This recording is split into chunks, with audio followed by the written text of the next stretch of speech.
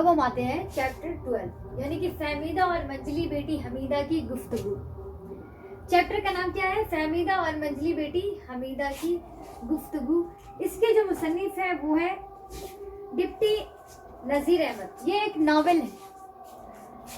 Novel ہے کیا، ہم اس کے بارے میں بات کریں گے اور آبجیکٹیو تو سمجھائیں گے. فہمیدہ اور حمیدہ. فہمیدہ جو ہے ان کی نصوص آپ کی جو ہوتی ہیں وہ وائف رہتی ہے اور حمیدہ ان کی بیٹی ہوتی ہے. ناول ایکچولی یہ اردو جو یہ نثری ہے، کیا ہے؟ نثری صنف ہے. یاد رکھیے گا، فہمیدہ اور منجلی بیٹی حمیدہ کی گفتگو یہ ایک نثری صنف ہے. یہ ایک ناول ہے، ٹھیک ہے. ناول جو ہوتی ہے ہمارے زندگی میں روزمرہ کا جو ماحول ہوتا ہے اس کی سچائی، اس کی حقیقت کو دکھایا جاتا ہے. اگر اس ٹائپ کی اگر صنفی ہو یعنی کہ نثری ہو، صنف ہو، لکھاوٹ ہو، تو زندگی کی وہ جو آپ کی روزمرہ کی زندگی میں ہوتا ہے، آپ کے گھر کا ماحول، آپ کے گھر کی باتیں، زمانہ اس میں بھی شامل ہوتا ہے. جو زمانے میں ہو رہا ہے وہ زمانے کی سچائی کو ظاہر کرتا ہے اور اس میں اس کا پورا عکس جھلکتا ہے. یعنی کہ ایک طرح سے آپ کہتے ہیں کہ اس کا آئینہ ہوتا ہے ناول. دیکھیے ہم آتے ہیں. اردو نثر میں ناول نگاری کی روایت مغربی ادبیات کی دین ہے. یعنی کہ یہ مغرب سے شروع ہوا تھا ناول نگاری، ناول لکھنا. اور یہ روزمرہ کے ماحول کی آئینہ دار ہوتی ہے. یعنی کہ ہماری زندگی میں روزمرہ کے ماحول میں جو گھریلو معاملات ہوتے ہیں، گھریلو باتیں ہوتی ہیں، اس میں سے بہت سے ایسے کچھ نگیٹیویٹی بھی ہوتی ہے، کچھ پازیٹیویٹی بھی ہوتی ہے. ان سارے حقیقتوں کو یہ ابھارتا ہے، حقیقتوں کو دکھلاتا ہے. ایک ناول میں دکھائی جاتی ہے ان کی کہانیوں کو، روزمرہ کی زندگی کی. برطانیہ کی ایک خاتون نے ناول کی تعریف کی. برطانیہ کی اگر کوشچن میں آئے گا کہ کس نے ناول کی تعریف کی تھی، تو برطانیہ کی خاتون نے کیا کہا تھا ناول کے بارے میں؟ کہ ناول اس زمانے، زندگی اور معاشرہ کی سچی تصویر ہے. یعنی کہ ناول جو ہوتا ہے اس زمانے یا آپ کسی بھی زمانے میں لکھ رہے ہیں، وہ زمانے کی اور زندگی کی ایک سچی سی تصویر ہوتی ہے، معاشرے کی. اس میں آپ کی زندگی کی روزمرہ میں کیا ہو رہا ہے، نہیں ہو رہا ہے. کچھ کہانیاں ہوتی ہیں، کچھ معاملات ہوتے ہیں، کچھ واقعے ہوتے ہیں جو غمزدہ ہوتے ہیں، خوشیوں سے بھرے ہوتے ہیں. کچھ سیکھنے کو ملتا ہے. ہمارے روزمرہ کی زندگی میں کچھ نہ کچھ سیکھنے کو ملتا ہے. کبھی کبھی کچھ برا ہوتا ہے، اس سے بھی سیکھنے کو ملتا ہے. کچھ اچھا ہوتا ہے تو سیکھنے کو ملتا ہے. تو وہ معاشرے کی سچائی کو دکھاتا ہے، ہماری زندگی کی سچائی کو اس میں دکھایا جاتا ہے، اس کی لکھاوٹ میں، ناول میں.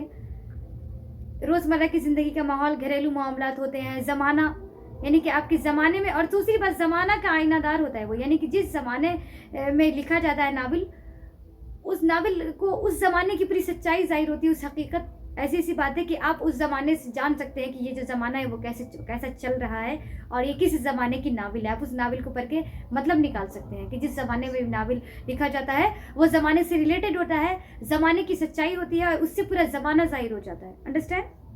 یہ ایک سچی تصویر ہے.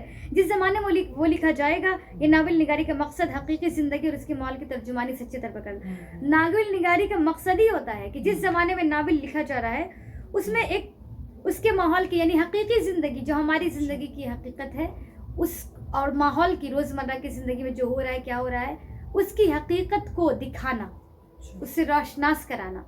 اس میں فیک باتیں نہیں ہوتی. اگر آپ گھریلو کہانی لکھ رہے ہیں تو اس میں آپ نے سچ باتیں لکھنی ہے.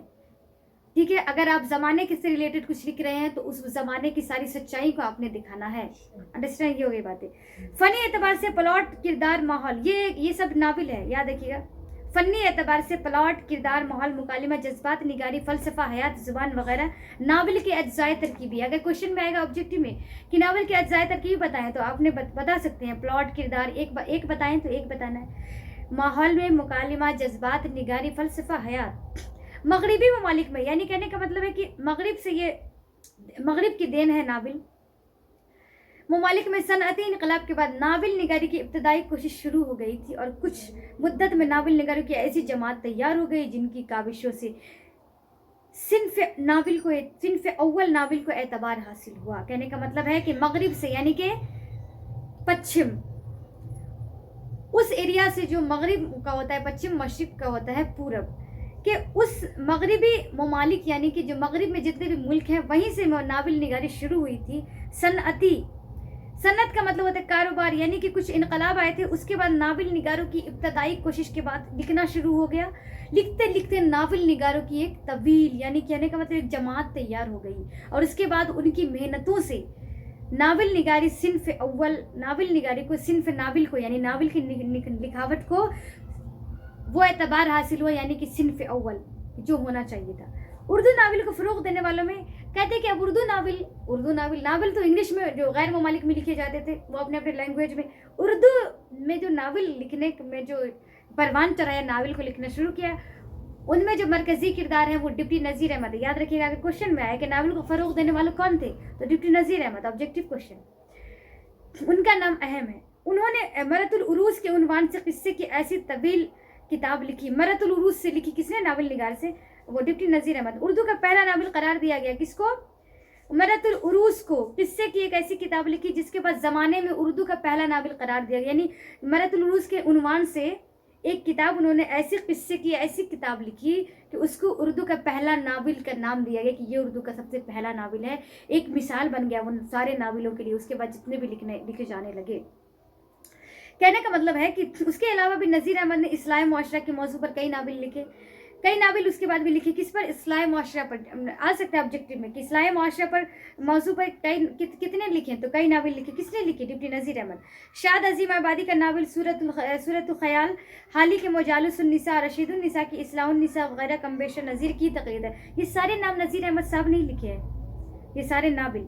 इसी ज़माने में अब्दुल हलीम शरर और पंडित रतन नाथ सरशार ने नावल निगारी का एक अलग निगार खाना सजाया। यानी कि ये सब राइटर हैं, अब्दुल हलीम शरर और पंडित रतन नाथ। याद रखिएगा अगर आएंगे कि नावल निगारी का एक अलग निगार खाना तैयार कर लिया था, यानी लिखने का एक खाना। उन लोगों ने भी इतने सारे नावल लिखे हैं, अब्दुल हलीम शरर और पंडित रतन नाथ सरशार ने, कि उनका एक नावल निगारी का एक खाना तैयार कर लिया था उन्होंने।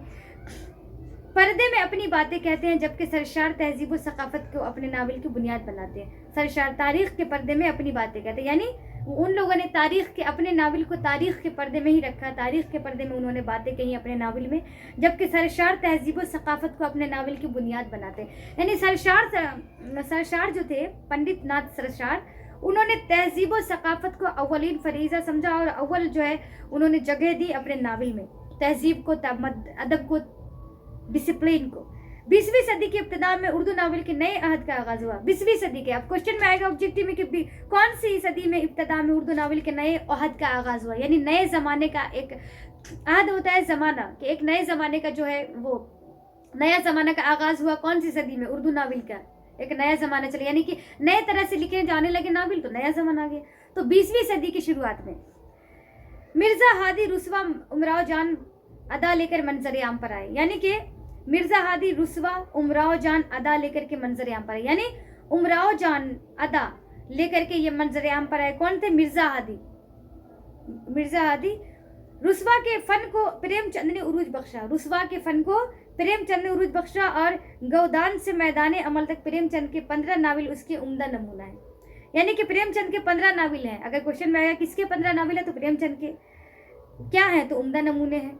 इतना समझ गए। अब आते हैं डिप्टी नज़ीर अहमद साहब की हम झलकियाँ देख ले ज़िंदगी का। ये हमने बताया नावल की तारीफ की कि नावल होता क्या है और नावल किस तरह से लिखे जाते हैं। नज़ीर अहमद की पैदाइश ज़िला बजनौर के अफजलगढ़ के डिप्टी नज़ीर अहमद, याद रखिएगा, परगना, 1836 ईस्वी में उनके पैदा हुए। ओके, उनके वालिद का नाम सआदत अली था। डिप्टी नज़ीर अहमद वही फरतुल्लाह बेग साहब के जो थे उस्ताद, उन्हीं का जिक्र हो रहा है। नज़ीर अहमद का ख़ानदानी सिलसिला एक बुजुर्ग, यानी कि उनका ख़ानदानी जो है वो उनके जो आबाज़ात है वो अब्दुल गफ़ूर आज़म पुरी से मिलता है। यानी ख़ानदान का एक सिलसिला जो होता है, रिलेटेड है वो लोग अब्दुल गफ़ूर आज़म से, पुरी से मिलता है, जो शाह अब्दुल कुदूस गंगोही के मशहूर खलफा हैं। कौन? डिप्टी नज़ीर अहमद के बुजुर्ग अब्दुल गफ़ूर आज़म पुरी से मिलता है, जो शाह अब्दुल कुदूस के कौन थे? गंगोही के मशहूर खुलफा। नज़ीर अहमद ने गांव के ही मकतब में इब्तदाई तालीम हासिल की। यानी कि नज़ीर अहमद साहब ने इब्तदाई तालीम गांव के मकतब से ही हासिल किया और मौलवी नसरुल्लाह से अरबी की मायारी रहे कि मौलवी नसरुल्लाह से अरबी किताब पढ़ी का दर्स लिया। आला तालीम हासिल करने के लिए नज़ीर अहमद दिल्ली चले गए और प्रिंसिपल कारगिल के जरिए 1845 ईस्वी में दिल्ली में दाखिला लिया। 13 साल की उम्र में नज़ीर अहमद ने वालिद के इंतकाल, यानी कि उनके वालिद का इंतकाल 13 साल में हो गया। याद रखिएगा 1845 में दिल्ली में दाखिला लिया और 1853 में वो जो है उनका नज़ीर अहमद साहब के वालिद का इंतकाल हो गया। दिल्ली में मुकीम रहते और उसी दौरान मौलवी अब्दुल खालिक की पोती से उनकी शादी हो गई। किसकी पोती से शादी हुई नज़ीर अहमद साहब की? मौलवी अब्दुल खालिक की पोती से, जिस टाइम में उनकी फादर का इंतकाल हुआ उसी के बाद।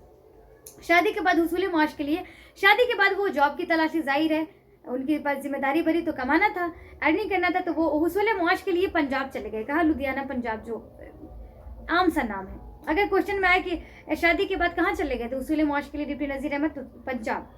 और टेम्पल साहब में 40 रुपये माहवार, यानी टेम्पल साहब में 40 रुपये के महीने पर उनको मुअल्लमी मुलाजमत, यानी कि वो वहाँ के मुअल्लिम बनाए गए, क्या, टीचर इख्तियार कर ली। चंद सालों के बाद मुलाजमत से इस्तीफा दे दिया, यानी कि उन्होंने रिज़ाइन कर दिया मुलाजमत से चंद सालों बाद, और कानपुर चले आए, जहाँ मुदारिस के डिप्टी इंस्पेक्टर मुकर्रर हुए, यानी कि डिप्टी इंस्पेक्टर बन गए वो। कहाँ, जहाँ मुदारिस के, कानपुर में, ओके। और लेकिन नवाफिक हालात ने यहाँ भी इस्तीफा देने पर, यानी कि फिर से कोई ऐसे हालात पैदा हो गए, यानी कि इंसान की ज़िंदगी की सिचुएशन बदलती रहती है, सिचुएशन ख़राब हो गई वहाँ भी, तो ऐसे हालात पैदा हो गए वहाँ पर कि उनको मजबूरी में इस्तीफा देना पड़ा। और उसी दौरान 1857 ईस्वी में गदर का हंगामा हो गया।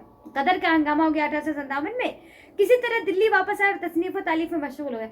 फिर से वो दिल्ली वापस आ गए और वो तसनीफ़ व तालीफ में क्या हो गए, मशगूल हो गए, यानी कि लिखने में, राइटरी करने लगे, वो मुसन्निफ़ी करने लगे, और उसके बाद उसी में मशगूल हो गए, पढ़ाना लिखाना और लिखना। डिप्टी नज़ीर अहमद को उर्दू का अव्वलिन नावल निगार तस्लीम किया जाता है। अगर क्वेश्चन में आया कि अव्वलिन नावल निगार किसको तस्लीम किया जाता है, डिप्टी नज़ीर अहमद को। उन्होंने कई नावल लिखे, जिनमें मरतुल उरूस, उनका डिप्टी नज़ीर अहमद साहब ने कई नावल नहीं लिखे, लेकिन उनका सबसे पहला जो था मरतुल उरूस था। नज़ीर अहमद के नावलों के दौरे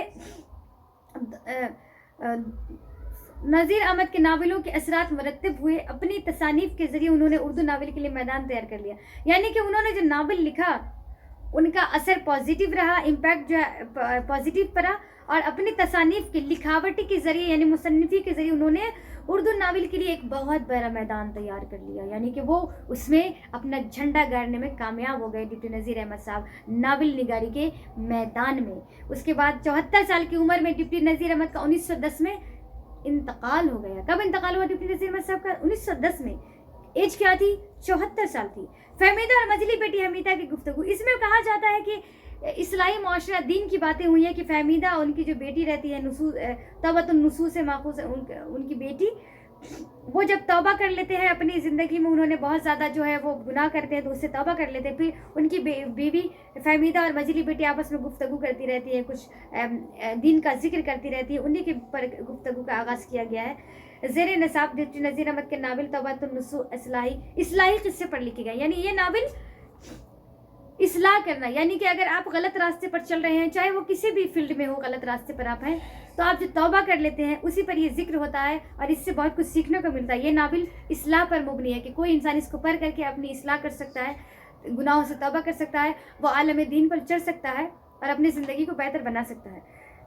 नावल तौबतुन नुसू का ये इक़्तिबास, नुसू की बीवी रहती है फहमीदा, कौन रहती है, और मंजली बेटी हमीदा की आपसी गुफ्तगू पर मुश्तमिल है, शामिल है, जिसमें तालीम और तरबियत पर खुसूसन, यानी कि इसमें वो दोनों गुफ्तगू करती हैं कि बच्चों की तालीम और तरबियत पर का गुफ्तगू का मौजू बनाया कि अच्छी से उनको ध्यान देना चाहिए, उनकी तरबियत अच्छी करनी चाहिए ताकि वो एक अच्छे इंसान बने, सबसे पहले लोगों की कदर करे, अपनों की कदर करे, इज्जत करे, मोहब्बत करे, एक अच्छे रास्ते पर चले, दीन के रास्ते पर चले और अपनी ज़िंदगी को बेहतर बनाए, अब खुद के काम आए, अपनी फैमिली के काम आए, लोगों के काम आए, लोगों के लिए एक माशरे में एक अच्छे इंसान बनकर उभरे, एक रोशन सितारा। उबूरी तौर पर ज़हन का इस्लाह करना, छोटे छोटे बच्चों की तरबियत पर इन्होंने लिखा है कि उनको किस तरह से उनके जहन को बेदार करना चाहिए अच्छे कामों के लिए, और दीनी तालीम से मुतालिक बच्चे को जहन को किस तरह से बेदार करें। तौबतुन नुसू में मरकज़ी किरदार खुद नुसू की ज़ात है। मैंने अभी कहा कि नुसू साहब होते हैं, ये मरकज़ी किरदार है तौबतुन नुसू में, जो अपने ख़ानदान के मुखिया भी हैं। कौन है वो? जिन्होंने ख़ानदान के तमाम अफराद की इस्लाह का बेड़ा उठा रखा है, यानी पूरे ख़ानदान को वो चला रहे हैं, उनकी इस्लाह का बेड़ा उठा रखा है, उनकी तालीम और तरबियत करते हैं। नुसू के बड़े बेटे कलीम का किरदार मुनफी है, यानी कि नुसू के जो बड़े बेटे हैं वो कलीम, वो मुनफी है, वो गलत रास्ते पर है, वो अपनी ज़िंदगी को सही से नहीं गुजार रहे हैं, आवारा है, जिन्होंने ख़ानदान के तमाम अफराद की इस्लाह का बेड़ा उठा रखा है। और उन एक लड़की आलिया भी कलीम की राही की मुसावी, यानी उनकी एक और बेटी है आलिया, जो उन्हें बेटे की राह पर चल रही है, जो बेटा जिस तरह का है मतलब कि सही से ज़िंदगी नहीं गुजार रहा है, आलम दीन पर नहीं चल रहा, उसी तरह से। जबकि नुसू का दूसरा लड़का सलीम वहीद और सालिया मुसब्बित ख़यालात के हामिल है, यानी कि जबकि नुसू साहब का दूसरा लड़का सलीम और हमीदा और सालिया, ये सब उन्हीं के ख़यालात से मिलते जुलते, और वो भी एक अच्छे इंसान बनकर ज़िंदगी गुजार रहे हैं और एक अच्छे मतलब कि आलम दीन पर चल रहे हैं और अपनी ज़िंदगी को अच्छे गुजार रहे हैं। उस इख्तलाफ में इस्लाह की कोशिश की गई है। उन्हीं के इख्तलाफ में मतलब कुछ बच्चे अच्छे हैं, कुछ बच्चे बिगड़े हुए हैं, तो उन्हीं के इस्लाह पर ये जो है एक घरेलू नावल है, घरेलू बातें इसमें اصلاح پر توجہ دی گئی ہے کہ بچوں کو ذہن کو دینی تربیت کے لیے، دینی باتوں کے لیے، دین کی راہ پر چلنے کے لیے کس طرح سے بیدار کیا جائے. یہ ہو گیا. اب ہم آئیں گے آبجیکٹو پر، مین آبجیکٹو پر. نذیر احمد قبر کہاں پیدا ہوئے؟ نذیر احمد کی پیدائش میں نبی کا ضلع بجنور ضلع کے افضل گڑھ قصبہ میں، بجنور ضلع کے 1836 میں. نذیر احمد کے کسی 2 ناول کا نام لکھیے. نذیر احمد کے 2 ناول ہیں. ابن الوقت، کیا لکھیے گا؟ ابن الوقت، توبۃ النصوح. 2 ناول کا نام ابن الوقت اور توبۃ النصوح لکھ دیجیے گا اگر نام آئے تو. اور نہیں تو یہ والا بھی لکھ سکتے ہیں جو ابھی ہم نے پڑھا ہے. فہمیدہ اور حمیدہ نصوح کی کون تھی؟ فہمیدہ اور حمیدہ، فہمیدہ بیوی تھی اور حمیدہ نصوح کی بیٹی تھی. کون تھی؟ فہمیدہ بیوی اور حمیدہ بیٹی.